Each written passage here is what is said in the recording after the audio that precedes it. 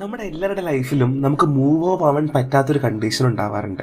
അതെന്ന് വെച്ചാൽ ചിലപ്പോൾ റിലേഷൻഷിപ്പും ഫ്രണ്ട്ഷിപ്പും ഒക്കെ ആയിരിക്കും. ഏറ്റവും കൂടുതൽ എല്ലാവരും ഹോണ്ട് ചെയ്യുന്നത് റിലേഷൻഷിപ്പും ഫ്രണ്ട്ഷിപ്പും ഒക്കെ തന്നെയാണല്ലേ. ഇപ്പോൾ റീസെൻ്റ്ലി ആയിട്ട് എനിക്ക് ഷോർട്ട് ഹാപ്പിനെസ് ആണ് ഏറ്റവും കൂടുതലായിട്ടുള്ളത്. കാരണം എന്ന് വെച്ചാൽ അങ്ങനെ സന്തോഷിക്കാൻ തരത്തിൽ വലിയ കാര്യങ്ങളൊന്നും കിട്ടാറില്ല. എന്നാൽ തന്നെയും കുഞ്ഞു കുഞ്ഞു സന്തോഷങ്ങളിൽ ഞാൻ ഒരുപാട് രീതിയിൽ എൻജോയ് ചെയ്യാറുണ്ട്. ഫ്രണ്ട്ഷിപ്പ് എന്ന് പറയുമ്പോൾ ഒരു പോയിന്റ് വരെ നമ്മളെല്ലാവരും എക്സ്പെക്റ്റ് ചെയ്യും. ചില ഫ്രണ്ട്ഷിപ്പൊക്കെ ഡയറി പോലെയാണ്. എല്ലാ കാര്യങ്ങളും നമ്മൾ എഴുതിയിടും, കുത്തിയിടും, കോറിയിടും. പക്ഷേ ഒരു സമയം കഴിയുമ്പോൾ അതും മാഞ്ഞു എന്ന് പറയും പോലെയാണ്. നമ്മൾ വിചാരിക്കുന്ന അത്രയും നമുക്ക് തിരിച്ചു കിട്ടണമെന്നുമില്ല, അല്ലെങ്കിൽ നമ്മൾ ചിന്തിക്കുന്ന രീതിയിൽ അത്രയും നമുക്ക് തിരിച്ചു കിട്ടണമെന്നുമില്ല, അല്ലേ?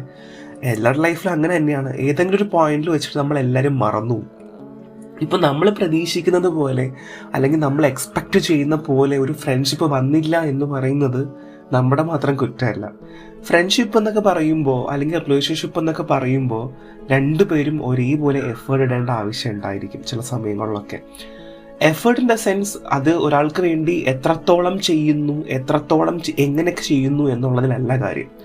ഇപ്പോൾ ഒരാൾ ഫോൺ വിളിക്കുമ്പോൾ പെട്ടെന്ന് എടുക്കുന്നു, ഒരാൾ മെസ്സേജ് അയക്കുമ്പോൾ പെട്ടെന്ന് മെസ്സേജിന് റിപ്ലൈ കൊടുക്കുന്നു, അവൈലബിൾ ആകുന്നു എന്ന് പറയുമ്പോൾ അത് എല്ലാവർക്കും അങ്ങനെ ആകണമെന്നില്ല.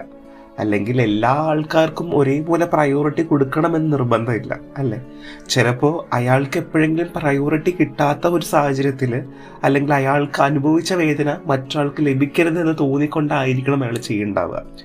എല്ലാവർക്കും അവൈലബിൾ ആവാൻ എല്ലാവർക്കും സാധിക്കില്ല. ആരും 24 മണിക്കൂറൊന്നും തിരക്കല്ല.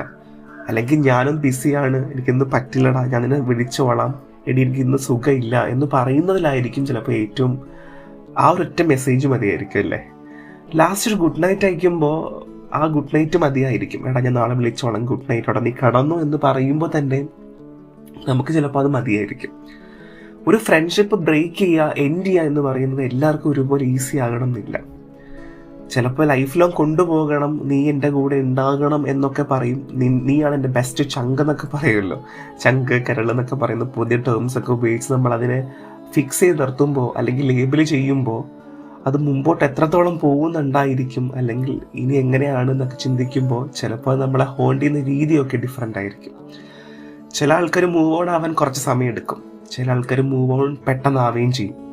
കാരണം അവർ എക്സ്പെക്റ്റഡ് ആയിരിക്കും ഇത് അങ്ങനെ സംഭവിക്കും എന്നുള്ളത്. പക്ഷെ എല്ലാവരും ഒരുപോലെ ആകണം എന്നില്ല. ചില ആൾക്കാർ അങ്ങനെ ചിന്തിക്കാനുള്ള ചാൻസ് കുറവാണ്. മൂവ് ഓൺ ആവുക എന്ന് പറയുന്നത് ഇറ്റ്സ് ബിറ്റ് ഡിഫിക്കൾട്ട്. എല്ലാ ഫ്രണ്ട്ഷിപ്പിനും ഒരേ ലേബിൾ കൊടുത്ത് മുമ്പോട്ട് കൊണ്ടുപോകുന്ന ആൾക്കാരുണ്ട്.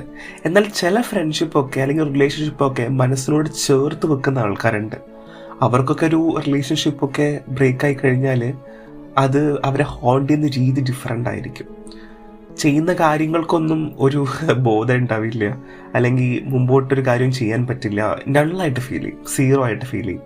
ഒരു ദിവസം സ്റ്റാർട്ട് ചെയ്യുമ്പോൾ ചിലപ്പോൾ അറിയാതെ അവരുടെ പേര് സെർച്ച് ചെയ്യും, അല്ലെങ്കിൽ അറിയാതെ അവരുടെ മെസ്സേജ് അയക്കാൻ ശ്രമിക്കും. പക്ഷേ സംവോട്ട് അവർക്ക് ചെയ്യാൻ പറ്റിയെന്ന് വരില്ല എല്ലാ സാഹചര്യങ്ങളിലും.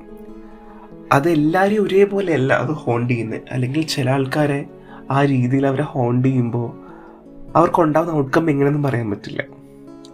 അപ്പോൾ എന്തെങ്കിലും പറഞ്ഞു തീർക്കാനുണ്ടെങ്കിൽ എത്രയും പെട്ടെന്ന് പറഞ്ഞു തീർക്കുക, അതായിരിക്കും ഏറ്റവും ബെറ്റർ.